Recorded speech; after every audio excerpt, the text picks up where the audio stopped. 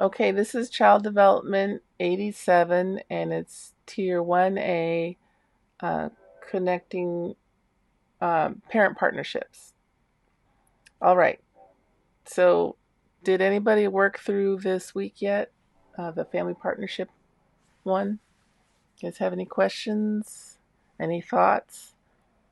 You guys, it really warmed my heart. I almost start crying when I'm reading your assignments, and it's just beautiful what's coming through.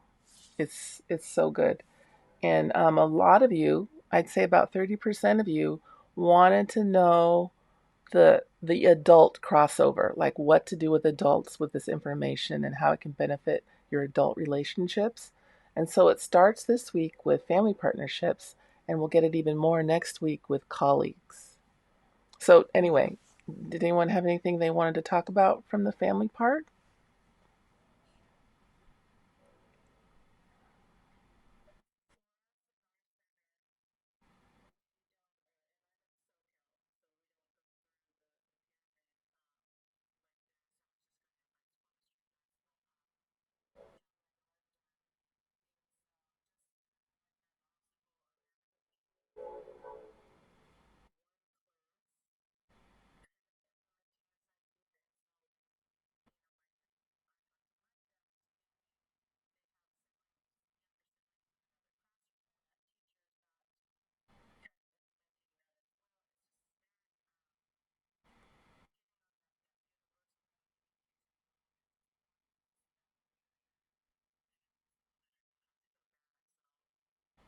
Yeah, for sure. For sure. Like I said, it's a real philosophical shift, and everybody has to be on board, right down to the landscaper and the cook and everybody, or else it'll fall apart a little bit.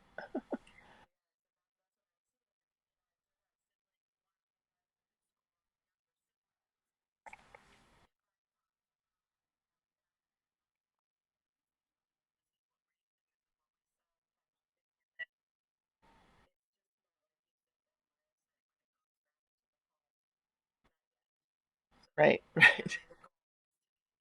Yes, yes. So hopefully I gave you a lot of tools this week to help you explain it, what you're doing to the families in your room or in your school. And you can just say, this is what we're doing. And in our class, you just say in our classroom, and you leave it open and they can take it where they want.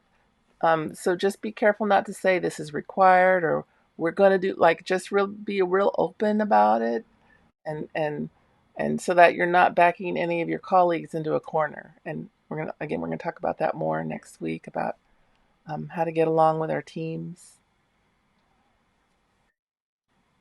Most families, when they hear about this stuff, they're happy. They're happy about it.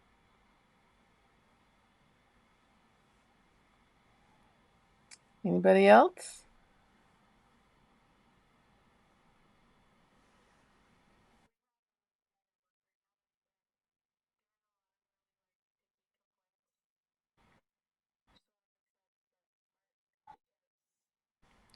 Yeah, picky complaints. So remember, I think that's from 2 weeks ago, where we reframe, right? And we say, oh, that parent just loves their child so much. They want the best for their child. And then you're not so irritated, right?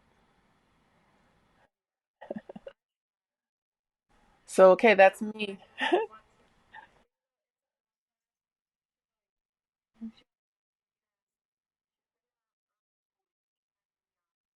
Hmm. Yes, parent. I'm gonna say it again because the record the microphone only picks up me talking, and so you said that a parent was really nitpicky with you because there was sand on the child's neck. And I have this story. I was a baby teacher for most of my teaching career, and there I had more than one parent count the diapers. And so when we say we need more diapers, bring in more diapers, they'd say, but you're supposed to have this many left because they're counting the diapers that we use.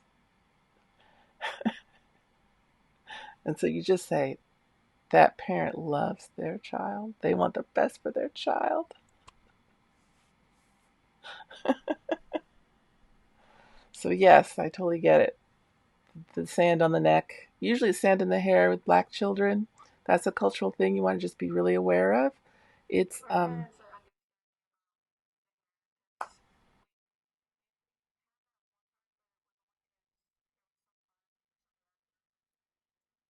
Yeah, yeah. So sand in the hair is a big thing for black children, and paint stain the skin, or poop coming up out in crazy colors because they ate too much paint can be an issue.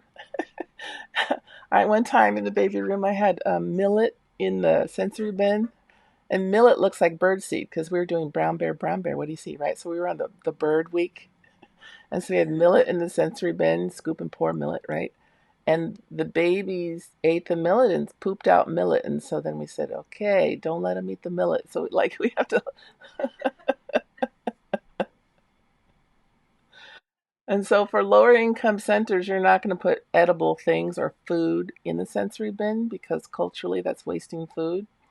But for those richy rich classrooms, you can put food, and so we did oatmeal, cornmeal, millet. Cornmeal's the best actually. Cornmeal and oatmeal. I'd get the 80-pound bags at Costco, and one bag would last all semester because you only put a little bit in. And for infants and toddlers, you have to change it every day. So it's like COVID, right? You have to throw everything away. And so COVID is basically infant toddler classroom rules in all the rooms, not just the baby rooms. Okay. Um, Anything else about families? Connecting with families? No? Okay, let me.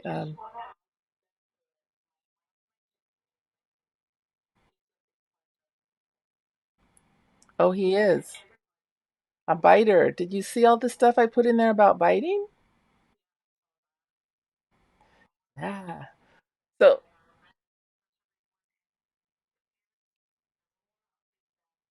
yeah, yeah. Some centers are against cameras and some centers have them, and it just depends on the center. But what we had to do, right, right. What we had to do was, we got parents that were accusing us of letting their child get hurt at school, like big bite marks and scratches and stuff. And so we started taking a picture of the child before they got picked up at the end of the day and just keeping it in the file.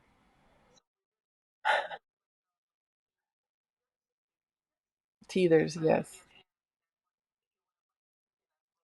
Yes. So yeah, so we're gonna get that in later weeks. I'm gonna go into detail about that, but that's for every no, you give them a yes.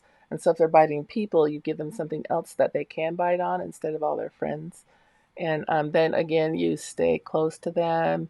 You make a wall with your body, and so you sit between whoever they're about to bite, and you keep your hand flat. And you put it. If you keep it flat, they can't bite a flat hand.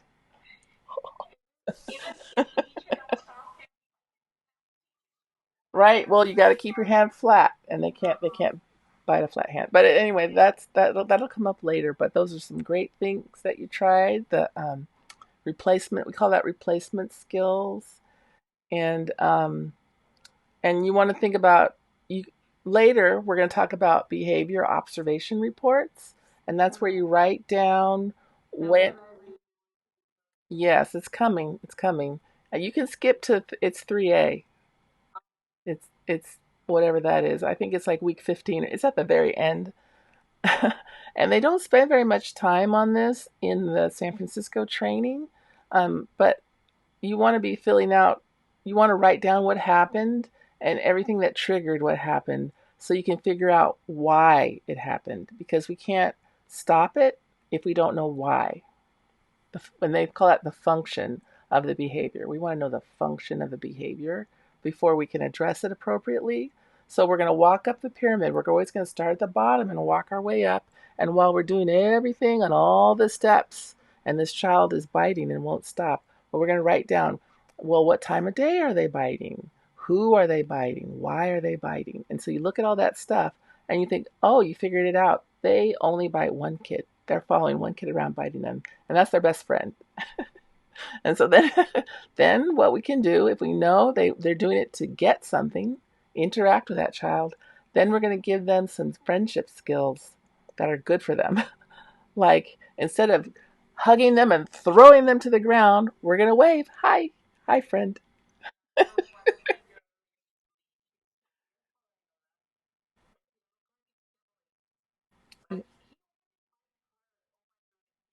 Yeah. Often it's just one kid. And so what you do is, and we would call them our special friends, and so we would shadow them. And I was in a 9 baby room and we would shadow four. 4 out of 9 needed to be shadowed. And so you can't have extra staff when half the room needs to be shadowed. And so we would stay right next to them, playing and making those emotional deposits and making a wall with our body. But we had an in out option so the kids could go inside and play or outside and play. And so when one of the biters left my circle of influence and went outside or came in, I would say, "My special friend is coming out to play now," to signal to my team member that one of the people who needs to be shadowed is coming their way. And so that's what we do. And so we're not shaming anyone. We're not even saying that they're biters. We're just, oh, my special friend is coming outside. Um,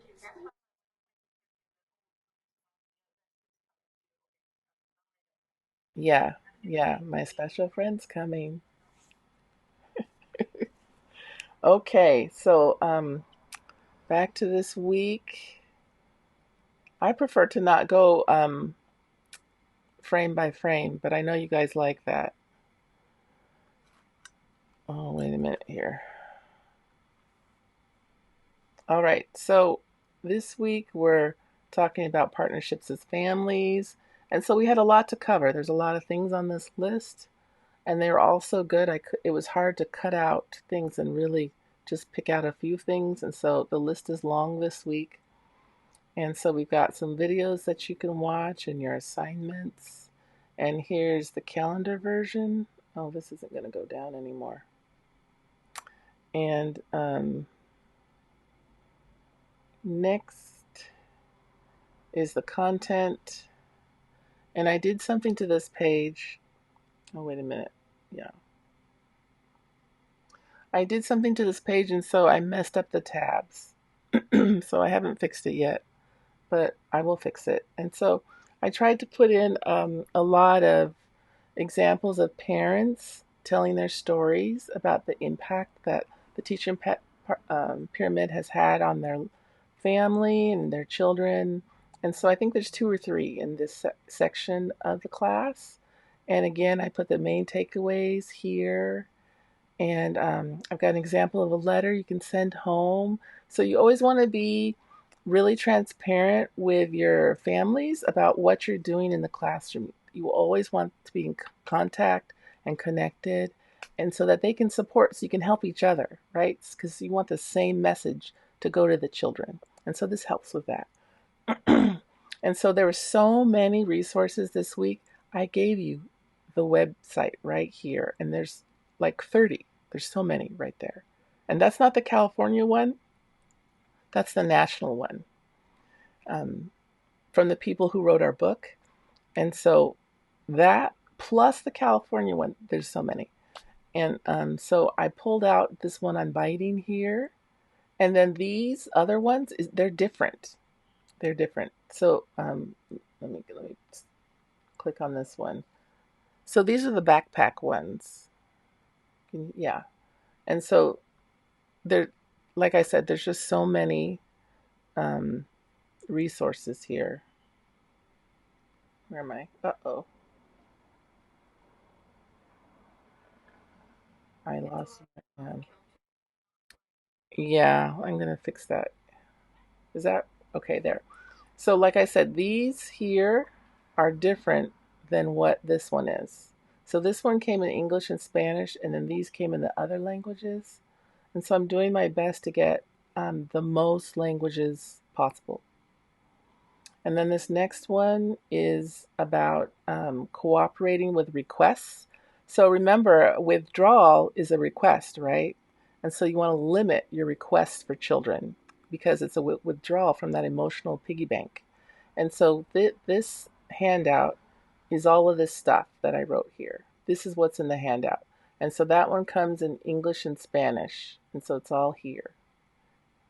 And so what to teach the child these steps. And so this is what you can give to your parents. And if they're not going through the training, you can give them this handout. So it says, teach your child to follow these steps. State clearly what you want your child to do. If your child seems unsure, let me show you how to do it.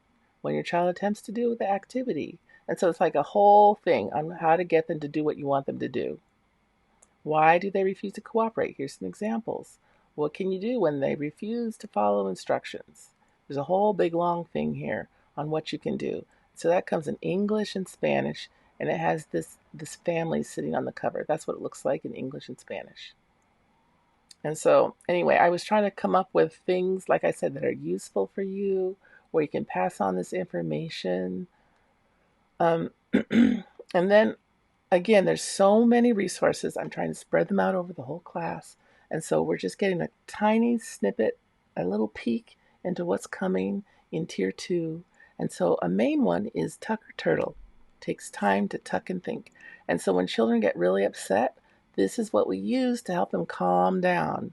You bring in your body, you curl up, and you take 3 breaths.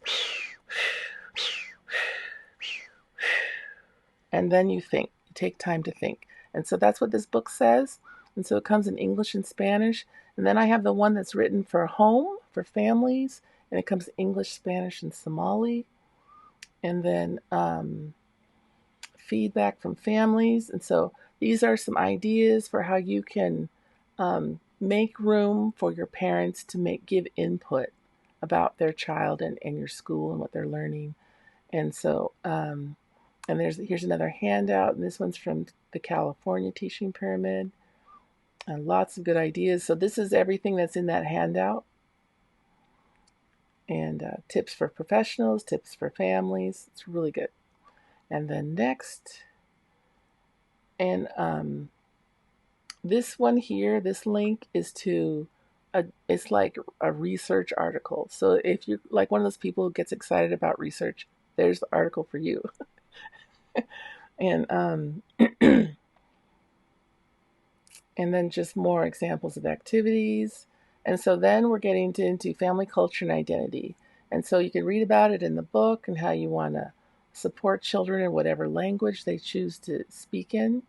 And then these are like talks between people from the National Teaching Pyramid, talking about how important it is to talk about race in your classroom and how you can have a justice classroom, an anti-racist classroom. And so these are all the takeaways from that video. I tried to cut it down, and it was just all so good. And so I wrote it all. And then this one is the Hey, Did You Know? And then, so high scope is really close to the teaching pyramid. So high scope, the teaching pyramid is kind of like the social section or domain of high scope in a way. I looked for literature that says one came from the other and I couldn't find any. And so I'm just saying that they're similar. And so I gave a quick description of what high scope is right there. And then I gave a little list of where the similarities are with the visual schedule and conflict resolution steps. All of that is in Tier 2, and we're going to get to that later. And just, how most classrooms have like that big poster. And so in the play kitchen, they got the big poster with a house on it. And the manipulatives, it says manipulatives, and it's a big picture, a big poster with a picture in the middle. All of that came out of high scope. And so a lot of schools do it because high scope is so old that it's like a best practice now. And so a lot of schools have these elements anyway, because they're best practices. And then here, communication with families. That's straight out of the book. And so here's another story. This particular woman, I think she's like a coach or something, but she also tells a story of her child just being out of control. And so those are the takeaways from the video. And then what else is here? So here's another handout. And this one is It's this one's from California, and it's called Positive Solutions for Families. And again, it just lists uh, tips for families who need help. And so here, keep your real expectations realistic, plan ahead, state your expectations. So it's just another handout saying things in another way. And that one comes in English and Spanish. And so that one is a couple pages long. If you want the one that's even longer, it's here. It's 90 pages and it comes in English and Spanish. And so you want, maybe you're going to do, I know some schools have like monthly sessions with parents where you cover different topics. And so maybe you use things in this thing for one of those topics. There's another one later at the end of this module where it's 200 pages and it's the same thing. It's just a lot of good ideas. This video here is actually there's an official teaching pyramid training for families. And I don't think they do it in San Francisco. Maybe I've never heard of it, but I did find quite a few of these online. And so if you watch it, you'll see the slides that they're using, and many of those are the same slides that they use in the teacher training. And so I included it here, and and I didn't do the takeaways yet, but like I said, it goes through hot buttons and reframing, and everything that we're learning is in this video. And so I know for the visual ones who maybe it's hard to read it in the book, here's a video of the people working through their PowerPoint. And then this one it is another one for families. And so the first 20 minutes the first 20 minutes of this video is an overview of the pyramid. And then the last couple minutes of the video is a family talking about their their child Brendan. And Brendan, Brendan and his story is the example that they use in the teacher training for San Francisco. And so I wrote in here, if you skip to minute 22-25 is when his story starts. And so you can see the change in Brendan. And so it's really good. It's really effective and really made a difference in this family. And then lastly here, uh, is we can be problem solvers at home. So again, there's so many resources. I can't make this go down any lower. I don't know why. Um, Maybe I need to make it smaller. Let me see here. Yep, there. So anyway, what was I saying? So this book here, we can be problem solvers at home. It has the problem solving steps in it that are designed for families. And so it comes in English, Hmong, Spanish, and Ojibwe. I don't know what country that goes with, but yay for multiple languages. Yay. And so I put them all there. And again, we're going to get more details about this process in tier 2. But this is just a snippet because, like I said, I don't want to overwhelm you with information. And so this is just some great things specifically designed for families. You guys have any questions about that?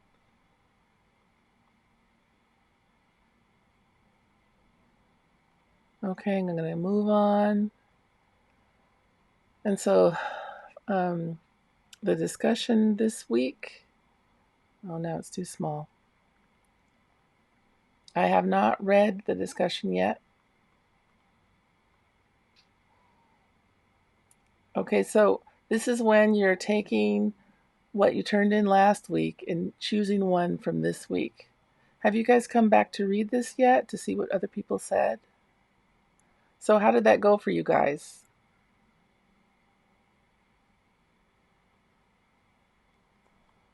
Was it nice to see that everyone kind of says the same thing, or were you really surprised by all the different perspectives?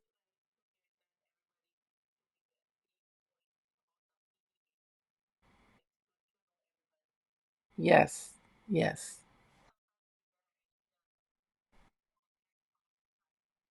Yes, that's why I set it up like this. So if anybody did have like something really momentous that they learned or that happened in their life, that they could share it with a group so we can all learn from each other. Because you all are are good at being teachers, or you wouldn't do this, right? No one signs up for misery, and so I want you to share your wisdom with the group. You all have something good to share with the group. Okay. Anybody else? No. So I'm trying to think back to what you guys said about the homework because I did read that one. The main thing is, you guys, again, you wanted more information about what to do with adults, and you wanted more information. Some of you were kind of confused about the 5-to-1 thing. So the 5-to-1 thing is for emotional deposits. It's not for uh, conversation feedback loops. And so I say something, you say something. I say something, you say something. So one loop, that's called a feedback loop.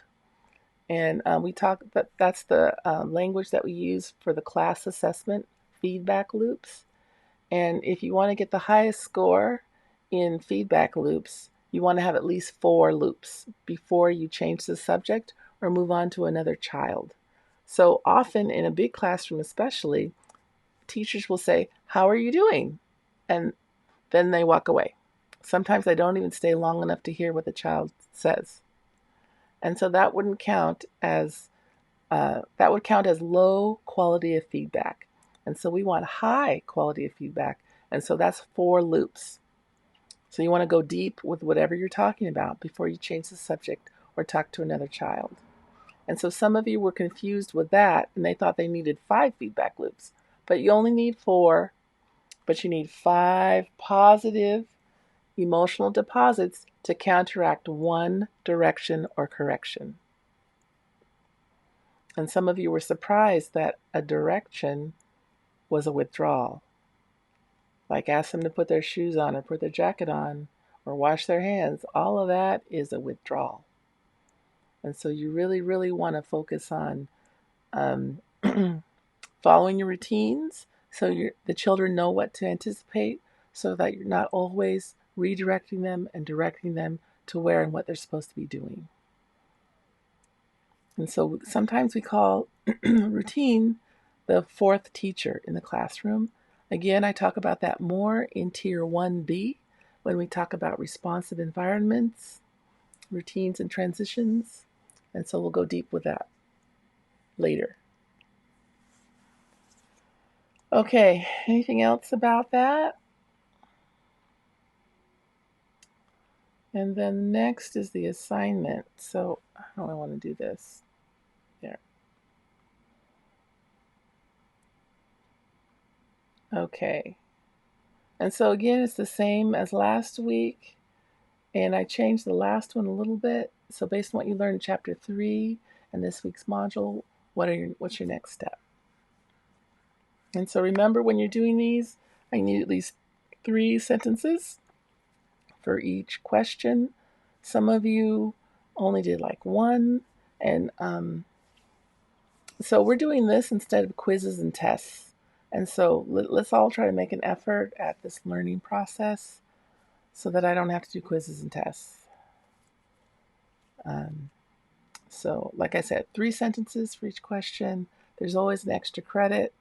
And like I said, it warmed my heart. It was so moving. Some of the things you guys were writing, they're beautiful. Keep going, keep doing it. I love it.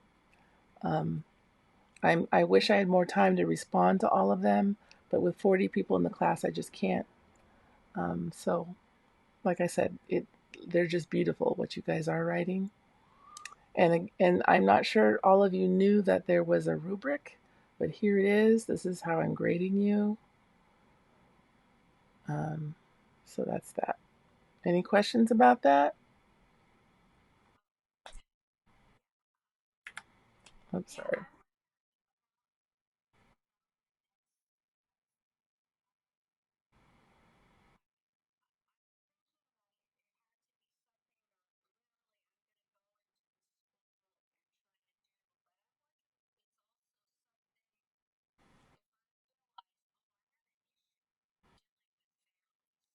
Yeah. Yes, it's whatever you learned about in the in that learning module. So it doesn't have to be something you're literally going to do, but maybe it's a new mindset you're going to try. It, anything that you learn from this module, and often it will be in your head more. Because once you change what's in your head, everything else is going to follow. And so often um, I'm I'm trying to teach you how to be instead of what to do literally, because if you know how to be, then everything will follow. And I do that a lot because I'm doing all these compressed classes, 8-week classes. I just submitted a thing for a 12-week 6-unit class, and so we're really just smashing things in a short amount of time. And so I can't tell you how to do every little thing. All I can do is teach you what stance to take and how to be.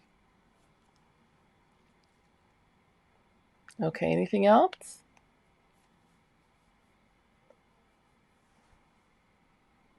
Trying to see if I forgot anything here. Oh, okay. So let me put this on my screen again. So this is the last part. This is the summary page. And so I've got another video here, and it's more stuff about for families. And here's the 200-page thing I was talking about.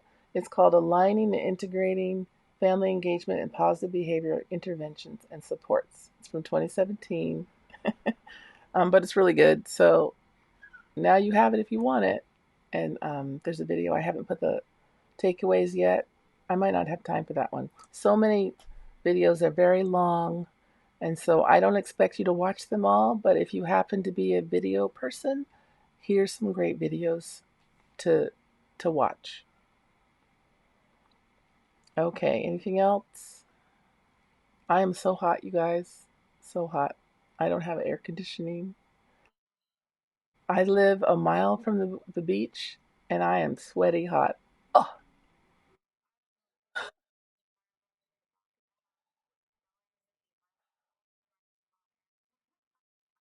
yeah, so I got my window opened right now, and I'm dying. Just dying. Terrible. Oh my gosh.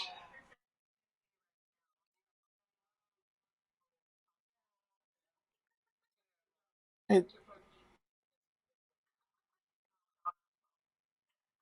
it's so hard for me to concentrate and produce anything. And so I'm sorry this got out late, but it really impacts my health, and I'm just not good for anything when it gets this hot. So I'm going to do my best to catch up because I really want to release the next module on Fridays. So you have the weekend, and I can't do it. I can't. So I'm going to try. So just keep the reading up, and when it gets published, it gets published, and we have flexibility. And so you may have seen that I changed the deadline for this week's discussion because I took too long to post it. So it says Wednesday and Thursday instead of Tuesday and Thursday because I posted it like 3 in the morning on Tuesday. So, but again, there's no late. You don't lose anything if you do something late.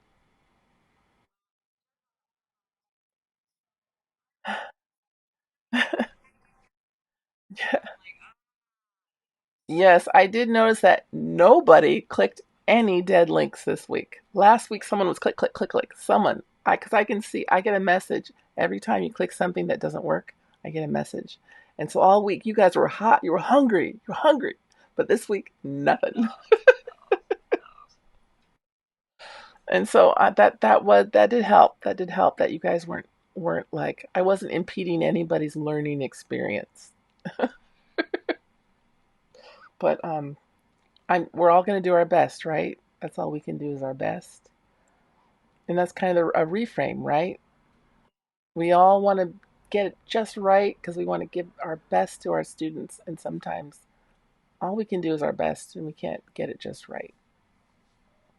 So give yourself some grace, do your best, keep everybody alive. You want to support that spark in children to want to keep going and keep learning and keep connecting with people. And sometimes you can go on, and sometimes you say, "Wow, you're such a good friend. You smiled at your friend over there. That was so friendly." And that's all you can do, right? All you can do is a PDA. Other days, you can ask those probing questions to encourage them to persist in their learning and the zone of proximal development, blah, blah, blah. But some days, all you can do is a PDA, right? And so think of this as on a hot day, we're just going to say a lot of PDAs, right? And just, I know it's a drought, and this is the talk you have with your team and your director. And when I was a teacher, there was a drought too. And so we filled up one big tub of water every day. And when the tub was empty, we ran out of water. Tomorrow we can get some more. And so we had a limit to how much water we were wasting because it was a drought. But you want to consider it just like a cost of doing business that children need to play with water as part of their learning. And children children waste water, and so you don't want to get caught up in all the water they're wasting, and just give them a finite amount, and when it's gone, it's gone, and oh, it's gone, and then you just move on till tomorrow. And so no shame about losing all the water, and they just learn to they will adapt. They will say, "Oh, this is all we get," and then they stop dumping it out when they know that's all they get. And so that's just something, like I said, talk it over with your team and your director, because if people are pouring out water, someone's going to have something to say about it. And you can just, if you do it on purpose, then there's less fights about it among the adults. Has that come up yet? Wasting water when it's 100 degrees?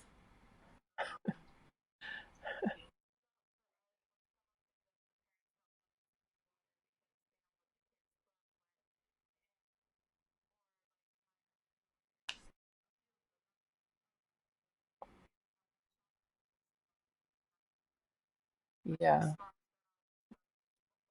yeah. What a great idea. You bought short. I'm repeating because it's not coming in the mic. You bought your kids shorts. Yeah, yeah. And you know what else I did? I bought jelly shoes. And so they wore the jelly shoes so their feet don't burn on the rubber.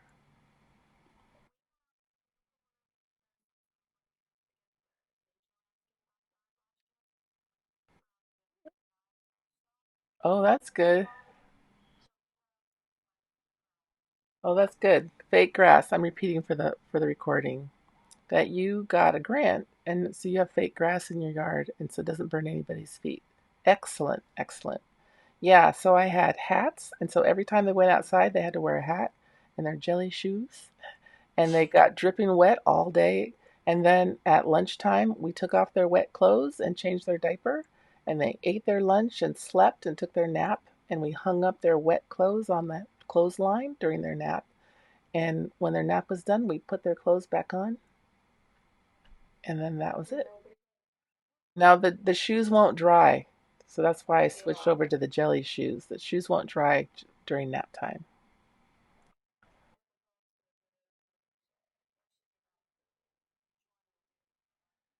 Yeah, yes, parents get upset from dripping wet fancy shoes. So, yeah, and so your director can help you with your parent expectations. When I was a director, I talked the talk during the tour. It was an hour tour, and I talked for an hour about how children learn in water, in dripping wet, and what they learn and what they got, and why we have it like that. And so by the time they get to your classroom, they are ready for dripping wet all day. And so, like I said, the director can help you with that. And another thing I did is I talked about we depended on the families to drive the culture of the center. And so for all the anything, I always had parents come and share about their family traditions. And so like we had this grandma that would come every December. She'd fly in from LA, and make latkes with the children every December. And so the child started in the baby room, and every year, all the way up to pre-K, she made latkes every December. We had another family come in, and it was in preschool, and it was a grandma and grandpa, and they made Chinese dumplings. And and then another one, they made pumpkin pie, and the parent held up the recipe card, and it was all visual, right? And so you can help the parents turn it into a learning opportunity. And so that's how you share traditions. And so you're not talking about holidays. High quality centers don't talk about holidays. We talk about family traditions. And then it's less work for you because you don't have to go to the library and learn about all these random weird holidays. You have families share about the meaningful things in their lives. And so it really helps to develop a community, a school community, and when you're sharing perspectives. So that comes up in this particular lesson about sharing the lived experiences of Black and Brown families and children. And so it's the same idea, right? You share about the family traditions. And so all when you share perspectives like that and you learn about other families' perspectives, that's a beautiful thing. And that helps teach empathy and tolerance and builds community.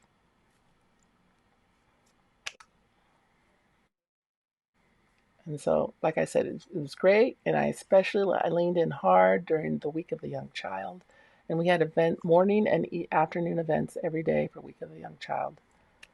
Parents were in bands, and they came and they played with their band. We had some of the assistants were in choirs, or they were in drumming groups, or whatever. And they came with their group, and they performed, and then they answered questions from the children. And it was funny. I used to work at UC Berkeley, right? So it's a center at UC Berkeley. So we took care of teachers and students at UC Berkeley. And so we had the quarterback, the football quarterback, come and talk about what it's like to be a quarterback, right? And and so during question time, we would ask them questions like, "Do you bite your friends?" And so this quarterback, I don't bite my friends. I'm gentle with my friends.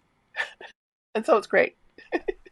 What kind of food do you eat? And they say, oh, I love eating my vegetables. I love broccoli. Like, well, they go with it. They go with it and they ask. And so just whoever's interesting to children, you bring them in and they talk about whatever they do. I had my son be a visiting lecturer in the preschool, and he was in sixth grade, so he's like 11 or 12, and he came in and he taught them how to make concrete forms. And so he poured the quickcrete and mixed it, and they put it in a form. And so they all had their safety glasses on and their gloves. And my 12-year-old was showing them how to make concrete. It was great. And so you always bring in experts, right? They love it. Little kids love it. And so again,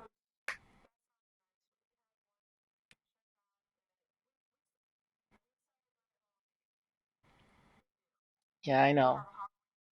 Yeah, yeah, yeah.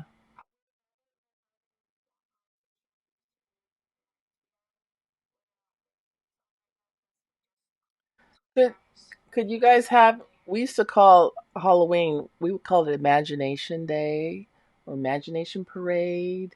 And sometimes, depending on the school where I worked, sometimes the classroom would pick a book, and they would all dress up like characters in that book. And so it had nothing to do with parents bringing costumes. The children decided on what they were going to be, and then the children make their costumes. In every school I work at, the children make their costumes, and even in the baby room, it was so funny. It was the Brown Bear book, and so each classroom was a page, and so the babies were the caterpillars, and so I dyed a onesie, and then we put cardboard legs under here, and so when the kids babies lifted their arms, they had all these legs because they were the caterpillar, and then you put a band on with the eyes, and it was great. And you put them in their strollers, and we walk around the school, and you're done. And like one room was one the teachers was that big long line of food, and so teacher was the cake, and so she painted like 2 layers of brown, and she had a headband with a cherry on it because she was the cake. And so you can like make it's just a lot more fun when the children make their costumes and choose it. And one year we opened up the page to the last page of Brown Bear where it has everything, and the babies picked their animal. Which animal do you want to be? And they picked it, and then they painted it, and then they wore it. So, yes, everybody's excited. The parents took lunch at the same time so they could come take pictures. Oh, because I most of the time I'm working in sponsored daycare for companies, and so they either work in the building or nearby, and so they can come see the babies. Okay, any other stuff about families, supporting families, developing partnerships with families? You know, when families really are invested in your school community, they make sacrifices. So I had one family, one woman, she had uh, 3 kids, 3 kids in this she center, right? So it's like it's $2,400 a month for infants and toddlers, and 1,600 for the preschooler a month. And so that's like thousands of dollars a month they're paying. And I said, how can you afford this? And she said, we're just going to go into debt for these 3 years. And so that just blew my mind. But this same family, she decided to get a babysitter and come in on the weekend and help me go through the books and make sure the books were not gender biased, or we like went through all the books and got rid of all the implicit bias in all the books about any kind of bias that there was. And so she helped me with that. And so, like I said, when the families really believe in what you're trying to do in your school community, they go above and beyond to make that community better. All right, any other questions? Anything you want to add?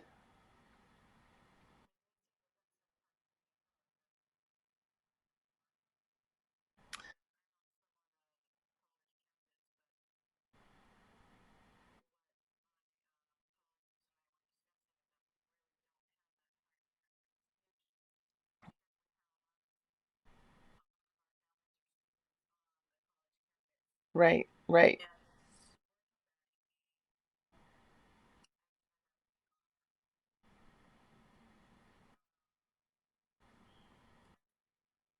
right.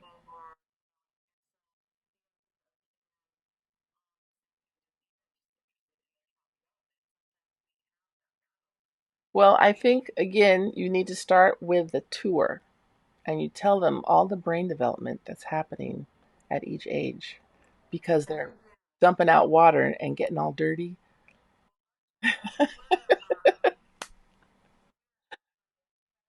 Hmm. So, yeah,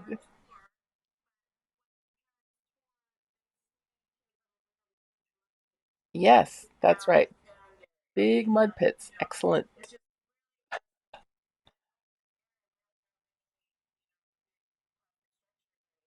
Right, right.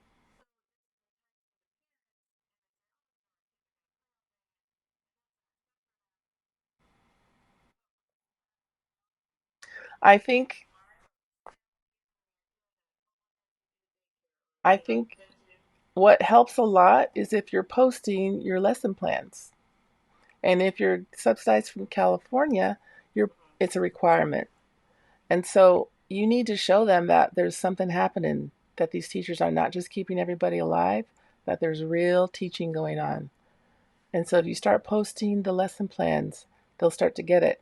And when I was a baby teacher, I would post a new journal entry because it was a college, right? So these are PhDs, these are fancy people. And so I put research up there. I put, here's the research to support sign language with hearing children. Here, like something new I'd put up there for research. Um, Another thing I did to support like the community is I had the receptionist Google free stuff for kids. And so every month we posted events for free that were happening in the area. We were teaching to the test because if you get money from California, the parents have to fill out a survey. And one of them is resources in the area or something like that. And so we just put them up there and it was fun. There was like chocolate fair, like there was all these fun things to do. So, Michaela, were you going to say something?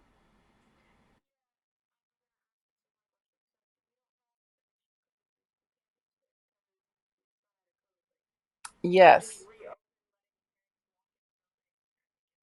Yes. So COVID, COVID changed things. And I would say at my campus where I don't work anymore, there was round after round after round of layoffs. And so now these people, these parents, are doing the job of two and three people. And so they're not as excited about doing stuff extra because just the climate is different now. And so, again, you want to think of ways to build community that doesn't take much effort from the families. And coming in and talking about pumpkin pie is pretty easy. Or sharing about, we had one family share how they make pancakes every Saturday morning. That's their tradition. It doesn't have to be something fancy at all. And I had parents come read a book during Week of the Young Child. They don't have to be some fancy organization. Because what you're doing, every time they're doing that, they're sharing. Again, we're teaching empathy and tolerance and everything. But they're also making emotional deposits, right? And so,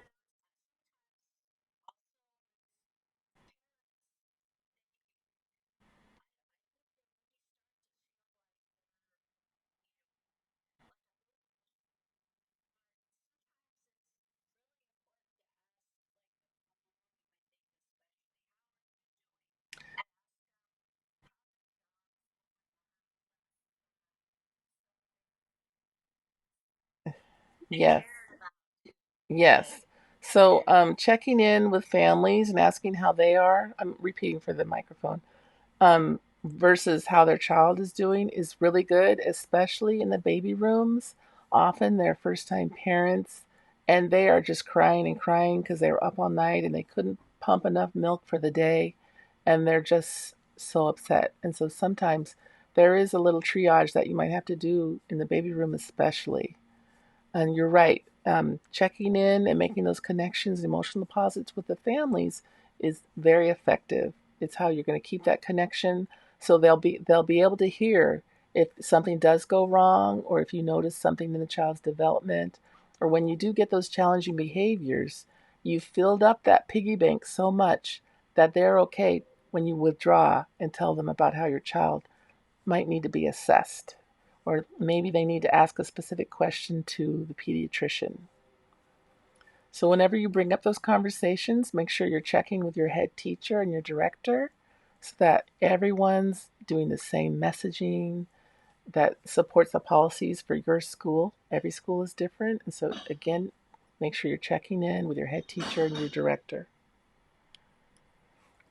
Tiffany, if you are working at a school, parents love talking about what they do at the school. And so I had one from she brought in all these animals like starfish and stuff because that's what she was in charge of maintaining all of the tanks, all the saltwater tanks somewhere, some lab somewhere. And so she brought in all these things and showed them to the class. And so they all have things that they can share.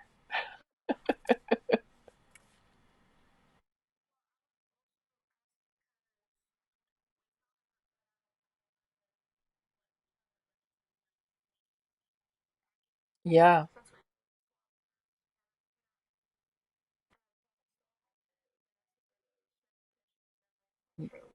Yeah. Yeah. And so waiting for family pictures can be hard. And so I used to, if they didn't do it after a certain point, I just took a picture at drop off. Just take the picture. Yeah, just do it. Just do it. Yeah, and you can use every the school has a camera. Use the school camera. And I used to, because I was in the baby room, I did something special for the 1 year birthday, and so we had a birthday wall, and so we took that picture. We would make a crown, and at pickup on that day, they would hold their child. We would put the hat on, click the picture, and then that next minute the hat came off, and so it was on there for like 20 seconds. But we had a picture. We have a birthday wall. So it's part of the community, right? We're celebrating these milestones, and the 1 year birthday is a big deal. But again, because we want to reduce challenging behaviors, we're not going to expect more than the developmental level of that child. And so we know 1 year olds can't keep a hat on, right? And so we're not going to expect that.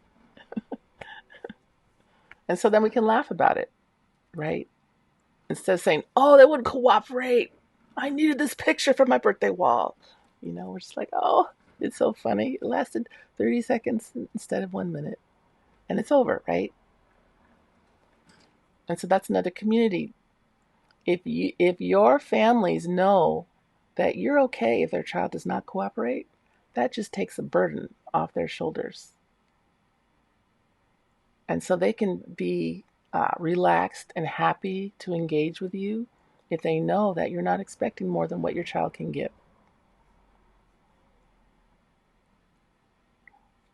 All right, anything else? I'm trying to think what ideas for developing community. Again, it's I I was hardcore about PITC, and so I'd go through the 6 program policies when I was working through the baby rooms in my center, to the point that these fancy parents would choose what caregiver they wanted for their primary caregiver.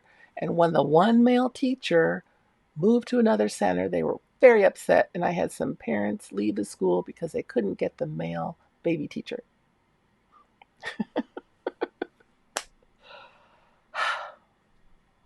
So there you go. But yeah, they get a little demanding. They get a little demanding when they know what the program is.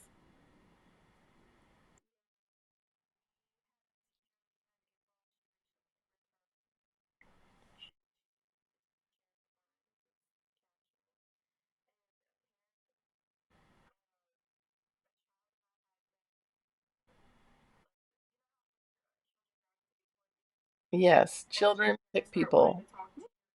Yeah,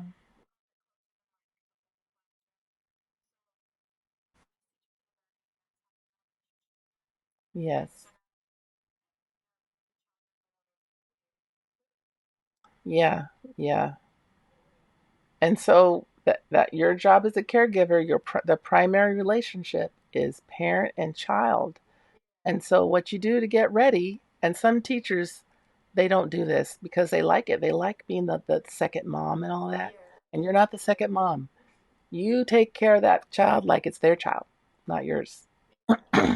And so you get them ready. You say, "Oh, after snack time, mommy's going to come, or after we read this book, mommy's going to pick you up. Oh, I can't. It's going to be so much fun when mommy picks you up. You get to ride the bus tonight. I wonder what you're going to see on the bus." And so you talk it up, and then you get them ready so their shoes and their jacket is on when it's time to get picked up. So there's no friction for getting that kid out of the classroom. You make it as easy as you can.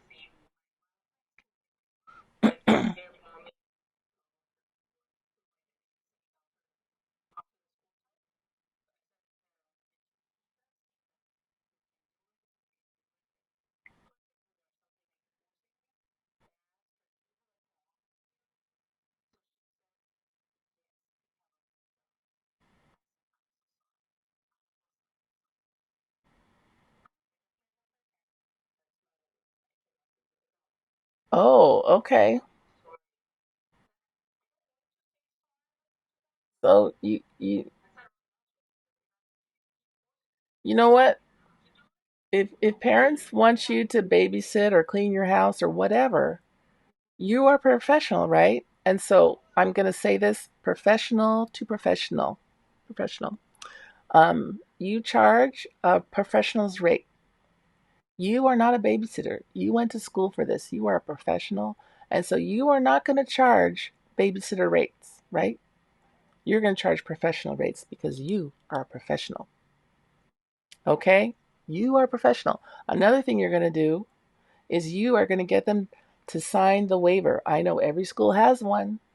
You sign a babysitting waiver so that you don't get fired for babysitting on the side. Okay? You are not a representative of the school. And so there's a waiver. Every school has one. Get it signed and do not undercut all of the professionals in the field. Okay, that's my 2 cents about babysitting. I think in my life I went to one birthday party in my 20 years, and it was at the park. No, I went to two. I went to two birthday parties in all my teaching because you are professionals, right? You got to keep that line clear. All right. Anything else before I log out for the night? Is there something that's missing in these canvas shells that you would like? I see that you guys want more video examples of things, and so I'm going to work on that. Again, I'm saving a lot of them for tier 2. And so right now I'm just using the overflow. I did find a TikToker who does everything, and so I've got some videos ready. And she doesn't wear a hat, she just changes the side of her body when she's doing the other characters.